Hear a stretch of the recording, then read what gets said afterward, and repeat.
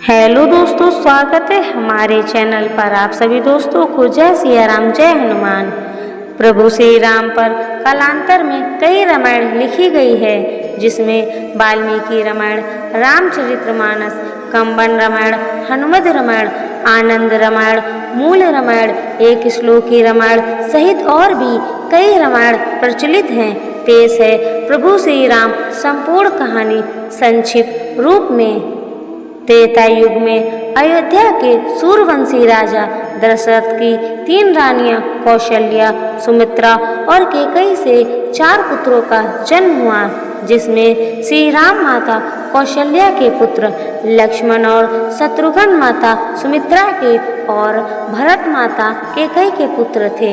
चारों पुत्रों की शिक्षा पूर्ण होने पर महर्षि विश्वामित्र राजा दशरथ के महल आकर राम और लक्ष्मण को अपने यज्ञ की असुरों से रक्षा करने के लिए जंगल के आश्रम में ले जाते हैं। विश्वामित्र के आश्रम में श्री राम ताड़का का वध करके आश्रम की रक्षा करते हैं। ताड़का वध के बाद महर्षि विश्वामित्र श्री राम और लक्ष्मण के साथ जनकपुरी की ओर रवाना होते हैं। रास्ते में वे ऋषि गौतम के आश्रम से गुजरते हैं।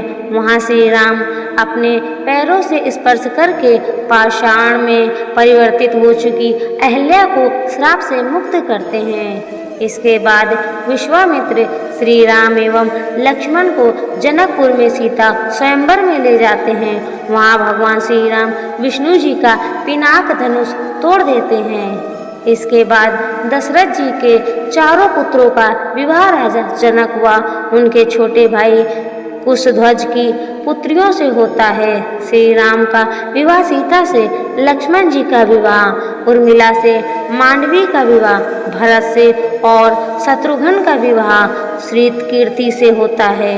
देवासुर संग्राम में दशरथ का रानी कैकेयी ने साथ दिया था। दशरथ 2 वरदान मांगने का वचन देते हैं। श्री राम के राजाभिषेक की तैयारी के दौरान मंथरा के उत्साहने पर रानी कैकेयी श्री राम को 14 वर्ष का वनवास और अपने पुत्र भरत को अयोध्या का राजा बनाने का वरदान मांगती हैं।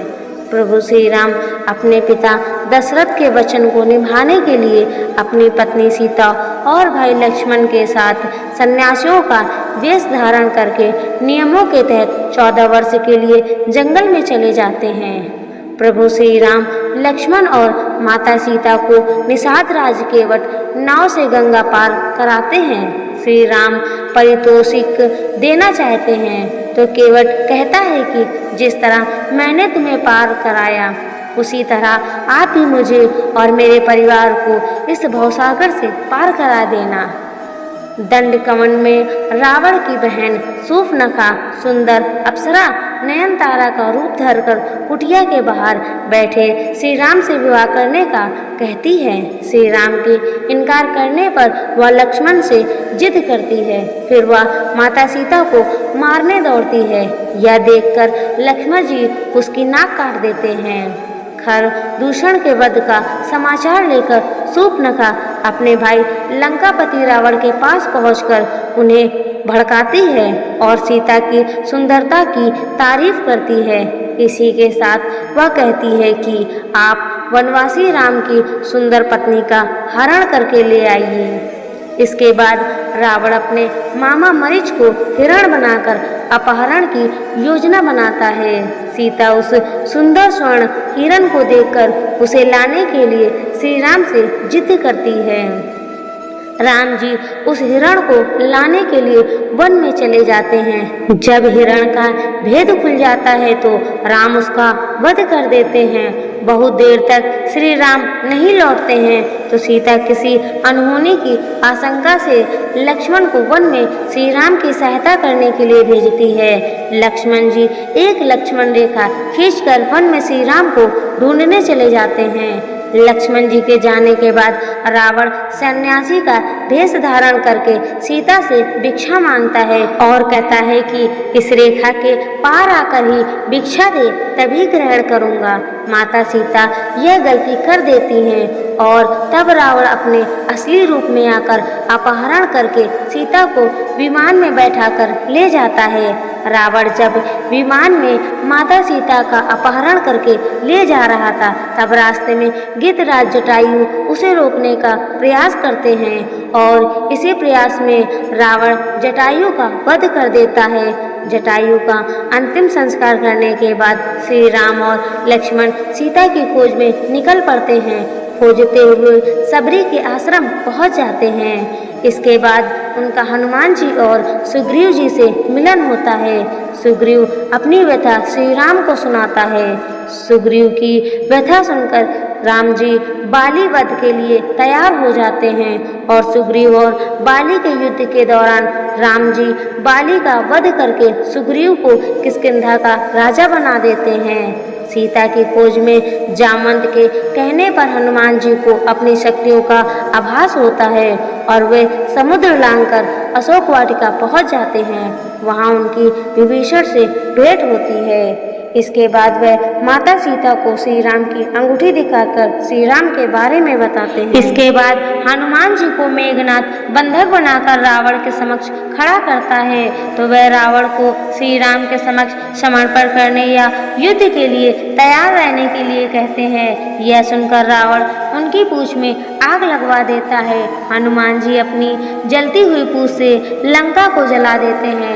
लंका दहन के बाद हनुमान जी विभीषण की मुलाकात श्री राम से कराते हैं और तब नल और नील की योजना से समुद्र पर सेतु का निर्माण किया जाने लगता है। अंत में श्री राम बाली पुत्र अंगद को रावण की सभा में भेजकर समर्पण करने और शांति का अंतिम प्रस्ताव का संदेश देते हैं। रावण नहीं मानता है तो अंगद अपनी शक्ति का प्रदर्शन करके चेतावनी देकर लौट आता है। इसके बाद राम और रावण का युद्ध होता है। तीसरे दिन के युद्ध में श्री राम का कुंभकर्ण से युद्ध होता है और तब कुंभकर्ण मारा जाता है। कुंभकर्ण और रावण के पुत्रों के मारे जाने के बाद लक्ष्मण मेघनाथ का युद्ध होता है।